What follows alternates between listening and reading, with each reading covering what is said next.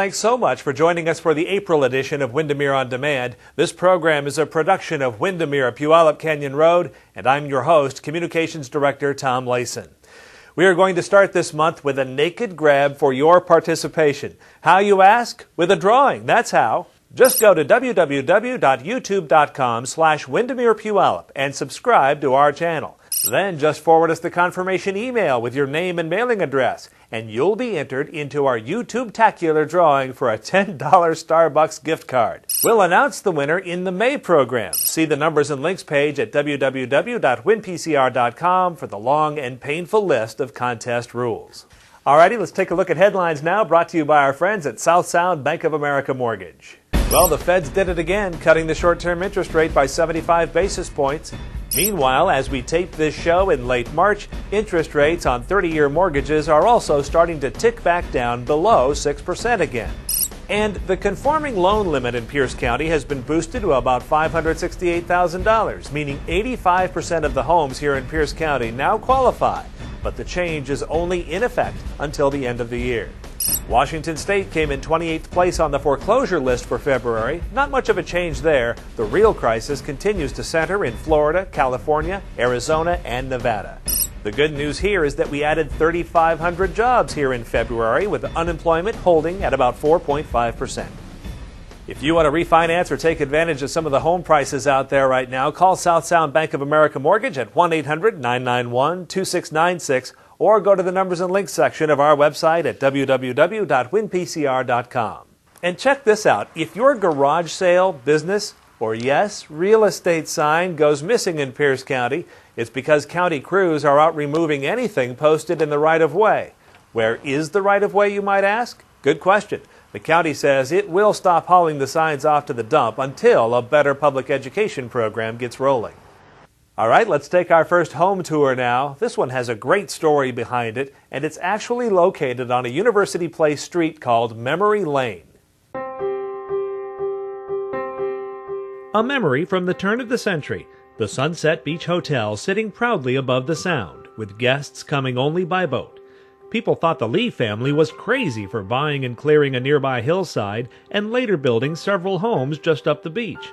But 50 years later, it doesn't seem so crazy at all looking at this 3,800 square foot beauty with its low bank waterfront, University Place schools, and proximity to Chambers Bay and the 2015 U.S. Open. Albert Sullivan thought he might be a little crazy for buying such a grand place in his younger days, but he did it, and later, with the help of a trusty home improvement book, he remodeled the whole thing. I had less brains and less money than you can imagine. So I started remodeling this place for years. You know, everything you're looking at, I built that fireplace wall, and I tiled it. I got to the chapter on stairs, and it said, "You can't build a stairway, call a carpenter." That's a direct quote from this book.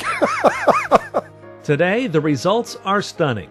This open living room, the formal dining room looking north up to the Tacoma Narrows, and an unbelievable front room that looks out across the Sound to Fox Island and up to the Olympics. Anybody that comes in here is flabbergasted by this view. Virtually all. This has all been remodeled. The dining room was remodeled, and there's windows out in the front room are all replacements. The brick fireplace keeps the main floor cozy, and the kitchen is bright. Here's the guest bedroom, the bath, and the master bedroom. Downstairs are a nice exercise room and an office. Remember, though, this is a triplex. There's a full apartment upstairs and downstairs, too. It's all easily converted back to a large single-family home, too, depending on the need. So there are a lot of options in this 6-bedroom layout. We've got a lot of great home tours for you to check out at www.winpcr.com. That's the home page for Windermere, Puyallup Canyon Road. All right, welcome back to the April edition of Windermere On Demand. I'm Tom Layson. Let's take another home tour now. This one is a custom-built beauty I toured out in Graham. It's a custom home on 10 flat acres. If you're into high-level craftsmanship, this home is for you. The stone and wood-trimmed wraparound porch leads to the home's cedar-accented entryway. To the left is the formal dining room. Notice the tiger wood floors, crown molding, and baseboards. To the right, French doors leading into the wainscoted office. When you walk in this home, you understand why Geller Homes is known for its elegance and quality. It's a beautiful home. When you walk in, it feels warm and very inviting. It definitely feels like home. Now let's enter the main floor's great room, where a stunning cherry wood and granite gourmet kitchen flows right into the family room. A marble fireplace, built-in shelving, and full multimedia wiring make this a great space for entertaining. Back in the kitchen, nothing but the best. Top-of-the-line stainless steel appliances, architectural touches, and careful lighting make it a suitable venue for a cooking show. In the first floor master suite, a coffered ceiling with accent lighting, a huge walk-in closet, and a master bath suite featuring a double sink and a 6-foot soaking tub in black granite and travertine stone in the double walk-in shower. Now let's take a trip upstairs. Here you'll find bedrooms number 2, 3, and 4, and another full bath. But the real feature is this beautiful new media center, complete with built-in cabinetry, a wet bar, and all sorts of special high-end fixtures, another fireplace, surround sound pre-wiring, and elegant lighting features. Back downstairs we'll make the last stop in the home's massive 3-car garage with 9-foot doors. If you're looking for high-end craftsmanship, nearly 3,400 square feet, and the best mix of luxury living in a rural setting, ask your agent to see this home. Well, home buyers and sellers come into and then go out of the real estate business typically in about one transaction. So their perceptions about realtors and agents are formed by looking through a very narrow window. So, what should people know about real estate professionals but probably don't? I went looking for the answer. Typical home buyers and sellers just don't know about the deals that are ruined by agents or brokers who have bad reputations in the industry, just like they don't see the consistent records of success and customer satisfaction built by the winners. Clients also don't see all the work that goes on behind the scenes, and that's how it should be, really.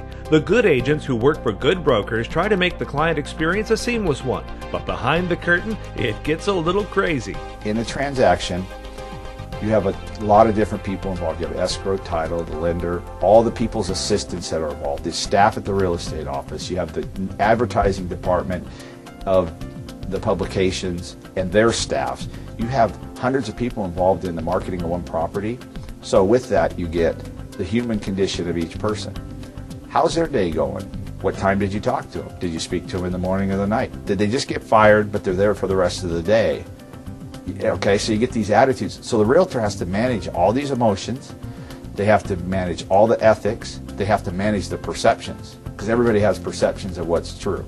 Yes, one of the real wild cards in any transaction is human emotion. Without a skilled professional involved, those emotions can sometimes boil over into broken deals. Realtors are asked to manage all that.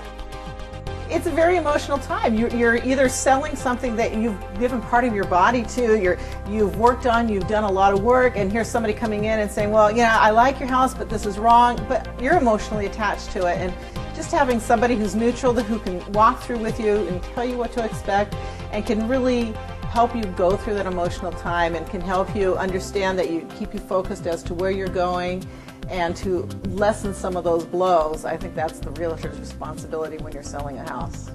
Good realtors are also consistently building their networks, marketing properties, and investing their time and their money to make a sale or find the right buy. Now that's important to remember. Realtors do not trade their time for money like the rest of us do. They invest time and money, hoping to be paid later. With that in mind, I asked real estate whiz Rick DeLuca what people should really know about their realtor. You know, I think the most surprising thing the public would have about the realtor community is the amount of energy and work and effort and money that's expended on this industry to do what we do. I think there's a misconception. A lot of people think, well, you're issued your realtor license and you get your keys to your fancy car at the same time.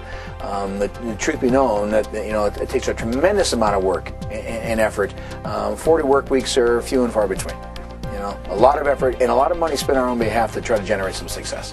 That is going to do it for the April edition of Windermere On Demand. Remember, this show is new every month, and you can find us now right here on Channel 891. Remember also to enter our YouTube drawing. Thanks for watching. For all of us at Windermere, Puyallup Canyon Road and Pacific Commons, I'm Tom Layson. We'll see you next time in May.